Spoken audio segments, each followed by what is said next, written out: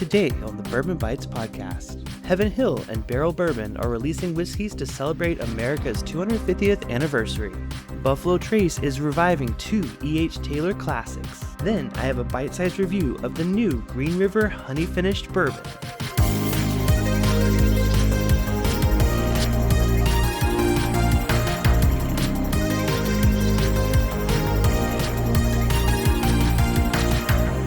Hello everyone, and welcome to the Bourbon Bytes podcast. I'm your host Clifton, and this is the week of Thursday, May 28th, 2026. I hope you all had a great Memorial Day weekend. I spent it down in Albuquerque, like I mentioned last week, celebrating Patrick Starkey's military retirement and drinking a lot of whiskey with you guys. So for those of you that I met for the first time there, and those of you that I saw after however many years, it was so great hanging with you, and I will remember our time together fondly, as much as I can remember anyways. But today we are back with some news in the world of American and some international whiskey. So we have some fun topics to talk about today. I'll start off right off the bat with two new releases to celebrate this year's 250th anniversary of the United States.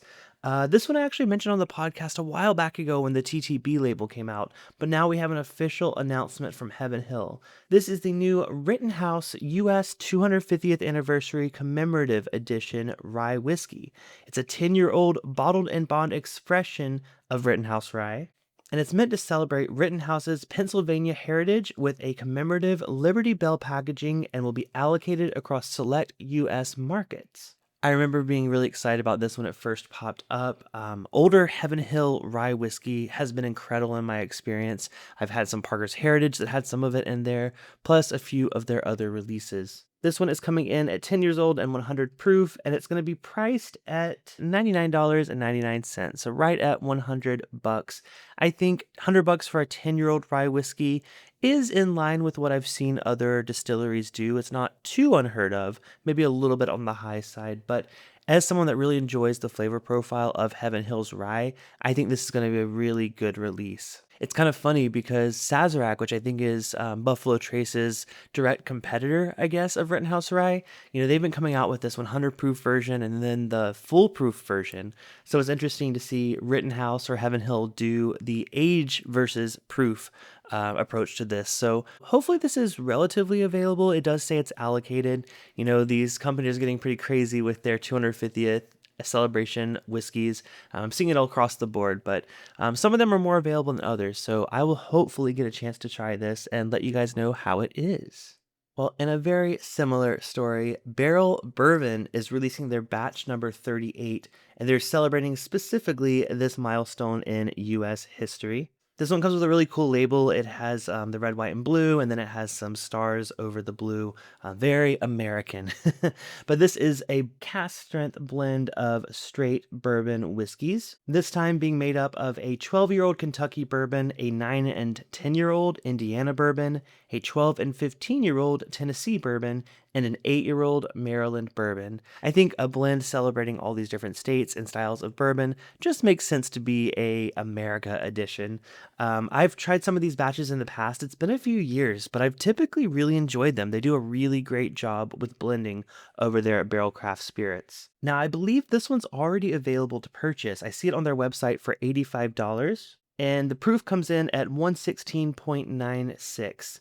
I've seen a lot of people do 117.76 for 1776, but it looks like they missed the mark just a little bit with that. I don't know if that's what they were going for, but it's relatively close. That makes me think maybe they were. But yeah, really enjoy seeing these special bottles and labels come out to celebrate this year in America's history. Well, speaking of history, Buffalo Trace is reviving two E.H. Taylor bourbon labels that we haven't seen in a long time.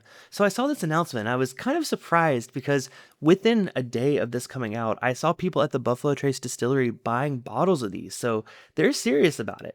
So they're going to bring back the 4-grain bourbon from E.H. Taylor. This first came out in 2017, but this new release is a 100 proof 10-year-old bourbon. Of course, the 4 grains being corn, rye, wheat, and malted barley. They say that this combination creates a layered and complex flavor profile. I'm looking forward to trying this. This is definitely one that's not been on my radar before just because I never thought I'd have a chance to get it. But E.H. Taylor's kind of been showing up quite a bit, at least here in Southern California. Mostly the small batch, but occasionally the single barrel and barrel proof pop up. So hopefully this one will make its way out here as well. Now, the next up is another 10-year-old version of E.H. Taylor. This is the Cured Oak Bourbon, and this one was released back in 2015. I actually hadn't heard of this one at all. It's a 100 proof bottled and bond release, same with the last one, but it's constructed from white oak staves that were air dried for 13 months, more than twice the standard curing time. They say that this process allows the whiskey to extract deeper, more complex flavors from the oak during maturation. We've been seeing this a lot in the past couple years with the extra cured oak. It seems to have a really big impact on the whiskey, especially the finish. It gives it a longer, toastier, drier finish, and I'm all here for that. So the retail of both of these bottles is going to be $79.99. The 4 grain is going to be available for purchase at the Buffalo Trace Distillery and Sazerac House in New Orleans, as well as select retailers in Kentucky and Louisiana, while the E.H. Taylor Cured Oak is going to be available across different retailers, bars, and restaurants in the U.S. So that was going to hopefully be a little more available, and I'm pretty excited about that. A little disappointed that the 4 grain may not ever show up in my hands, but I can still hold out hope for that Cured Oak. We'll see if the 4 grain eventually catches up to demand and makes its way out here, but I'm just excited to see new expressions hitting the market that we can hopefully get our hands on. Fingers crossed. All right, last piece of news is an interesting one. So, this one hit my inbox earlier today, and I didn't really know how to feel about it. This is from Bardstown Bourbon Company. They're actually collaborating with Japan's Mars Distilleries, and they're making a Distillery Reserve Mars Single Malt Japanese Blend. And if you're curious why that name is so complicated, it's because this is a complicated whiskey. So, what they're actually doing is they're combining Japanese whiskey with Kentucky bourbon in the same bottle. They say it's a first of its kind co-aging experience. So the Japanese components of this are both crafted from 100% malted barley. I'm probably going to butcher the names of these distilleries, but it looks like Komagatake and Sunuki are the single malts that are going into this. But the Komagatake single malt is actually aged in umeshu barrels, which is a plum liqueur with a very, very unique flavor profile. And on the other side, the Sanuki ones are aged in Sakura or cherry wood barrels. So both really unique casks being used to age this whiskey. And then both of these are going to be blended with Kentucky bourbons aged 10 years old and 16-year-old. And they set for 12 months mingling together to make this special blend. Dan Calloway, who's the master blender at Bardstown Bourbon Company, says this project is about more than blending, it's about true integration. By aging Japanese single malt whiskeys together with Kentucky bourbon in the same barrel, we've created something entirely new. And then Mr. Kazuto Hombo, which again, apologies if I'm mispronouncing that, who is the president of Hombo Shuzu Company, the makers of Mars whiskey, says that we are hopeful that this collaboration will open up new possibilities in the art of whiskey making, which is really fun because, like I said, this is something that I've never seen done before. I've seen a world whiskeys blend that's kind of taken whiskey from all over the world, but I think that's mostly a single malt. I don't even think there's any bourbon in that one. That came out several years ago. I did a review on YouTube when that came out. This is the first time I've ever seen a single malt from another country being blended with a bourbon. Retail on it's going to be $100 for a 375 milliliter bottle. It's going to come in at 109.8 proof, so that's really interesting. I would have thought something that has Japanese whiskey in it would probably be bottled a little bit lower, so that's interesting to see. But it's going to be exclusively available at the Bardstown Bourbon Company Distillery gift shop and tasting room. So before I give my thoughts on this blend, I did want to open up the floor to one of our Byte Club members who had some really strong feelings about this. And I love when you guys give me your opinions on this, whether you're sharing them on Discord or you're calling into the Bourbon Bytes hotline to give your thoughts. So take a listen to what Fred had to say about this upcoming release. Fred here. I want to say up front that I am generally a fan of both producers. This is, so far as we know, an unprecedented style of spirit. So I am inferring my thoughts from other experiences. I'm just not confident that it's going to produce a good result. For me personally, the malt is really not going to bring anything to the table, I believe.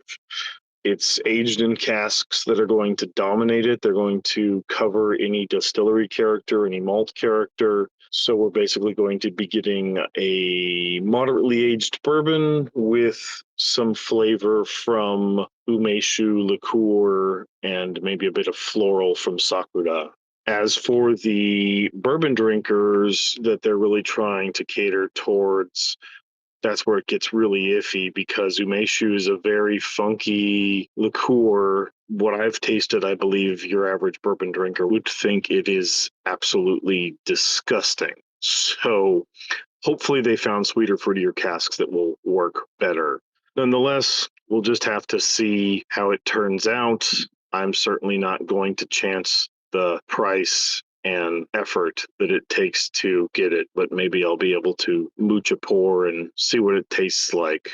Fingers crossed. All right. Well, thank you again, Fred, for calling in. If you guys ever want to leave a comment, feel free to reach me. You can call my Google Voice number and leave a voicemail. That number is 916-642-9837 or 916-64-BYTES. But yeah, I'm kind of in alignment with what Fred is saying here. Now, I haven't had those casks that he's had experience with, but it does feel like a very complicated blend that doesn't sound like something that would work very well for the bourbon lover's palate. I mean, cherrywood and plum liqueur barrels are just so distinct with their flavors, and then combining them with straight Kentucky bourbon whiskey, it feels a little bit like a mishmash. Now, I'm not doubting their blending abilities at all. I'm sure this is a very unique whiskey, but I'm just curious who the market for this is, right? Like Kentucky bourbon drinkers tend to be traditionalist in some ways. Some people don't even like a finished whiskey. So imagine their mind when you blend in a single malt from Japan, not one, but two. And not only that, really unique single malts. Now, I want to be a little bit of an optimist here because I love experimenting. I love seeing new releases like this. I love people bending the boundaries of what we know as whiskey today. So for that, I give them credit. But yeah, I'm kind of in agreement with Fred here. Who is this for? What is this flavor profile? And why is something so unique so limited to people that visit the distillery? Maybe that's why. Maybe they weren't, super confident in it, or it was just a very small amount of this experiment. Maybe they'll see how it does and do a larger batch. They do say there's something coming in the future, by the way.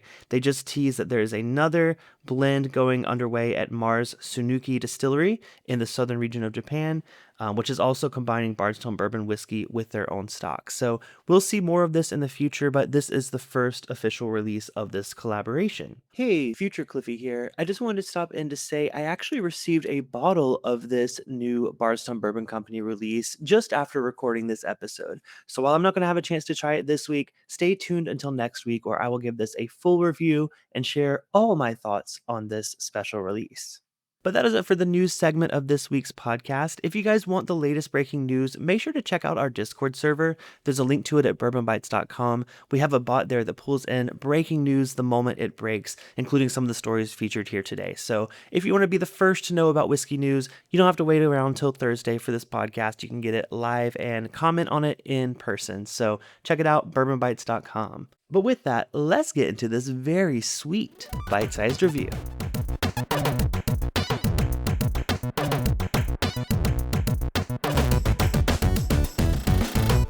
All right, well, this is a fun one. Listen, I love trying all types of whiskey, from a straight bourbon to a single malt to a good finished whiskey. So when this one hit my inbox, I was very, very excited. So this is the new Green River Honey Finished Kentucky Straight Bourbon Whiskey. But this is a different approach to honey whiskey than I've seen done before. So what they're doing is they're actually blending real Kentucky bourbon with local honey, combining them together inside a barrel and letting them age together. So while on the label legally, they do say it's a straight bourbon whiskey with natural flavors, they do consider this a finished bourbon whiskey. I think finished is something we see a lot of distilleries kind of, stretch the legalities of, probably including this one, because I think adding something into a barrel with bourbon to me feels more of a blend than a finish. But whatever the approach, this is a really fun release because it's only coming in at $25. It's a very approachable entry into the honey whiskey market. And with it being just real honey and real bourbon, I'm pretty excited for how good this is going to taste as someone that is a huge fan of both of those flavors. By the way, I do want to say that Green River sent me this bottle for review, so I want to say thank you to them. Really great PR package. It came with some local honey as well, so really excited to dig into that later this week. Now, in terms of stats, this is a 4-year-old bourbon whiskey. It's coming in at 92 proof. And what's interesting is the bottle has a statement that I've never seen on a whiskey before. It says shake well. So this is because this is actually bourbon and honey blended together. So the honey is likely going to start settling a little more at the bottom. Again, this is a unique product, so I shook it well. I've got some in my glass here, and I'm excited to give this a first taste. By the way, I kind of hinted at this, but there's no artificial colors, no artificial flavors. It's just literally bourbon and honey. Let's go ahead and give this one a nose. Oh, nice. Okay. Not crazy sweet like I kind of expected. I was a little worried that this was going to be too overpoweringly sweet from that honey, but there's a lot of bourbon characteristic on the nose, and that makes me really excited for the palate. The first thing I get is sweet corn. It's really enhancing that corn character. This is the standard mash bill from Green River, 70% corn, 21% rye, and 9% malted barley. But it's definitely taking on a lot more sweetness that I wouldn't normally get from that mash bill. It's not spicy at all on the nose. And the sweetness itself, I wouldn't immediately say honey on the nose at least. It's definitely floral and bright and vanilla-y, but it just smells like a really good corn-forward bourbon on the nose. It's sweet, it's candied, but yeah, not really thinking honey. Let's go for the palate. Cheers. Oh, yes. Okay. Honestly, listen, I was a little worried. I thought this was going to be one of those really sweet things like Gin and Beam honey or even Wild Turkey American honey. This is nothing like that. This is clearly a bourbon first. The honey's there. I definitely get way more honey on the palate than I got on the nose, especially on the finish. But it's not sticky. It's not syrupy. It definitely drinks more like what I would expect a finished bourbon to drink like. And you guys already know I'm a fan of Green River. I usually give their whiskeys high ratings. I just love the flavor profile. What this does is this takes it into a whole nother dimension. It's very approachable, almost a little too approachable, right? Like I could probably see myself drinking this over ice and guzzling it down. Don't recommend doing that, but this is really a great summertime sipper. I love that it's not overly sweet. I love that the honey is there enough to let you know that it's there, but it's not overtaking the palate. Again, bourbon first, honey second.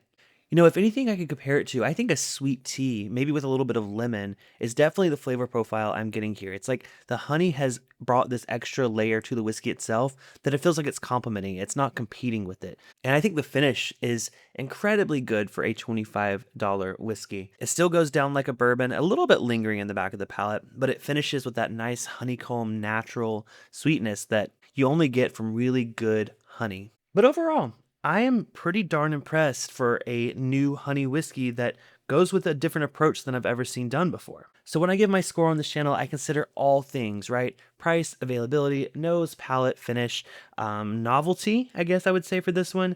I think, with this being a $25 bourbon, with it being a different approach than flavored whiskey, it's actually being considered a finished whiskey. I'm going to give this a solid 7 out of 10. I could drink this pretty darn easily. I mean, maybe mixed with some lemonade or some iced tea, this could be the summer drink of choice. I'm really a big fan of the flavor profile. I have to knock at some points because I don't know if this is teetering the lines too much with it being considered a finished bourbon.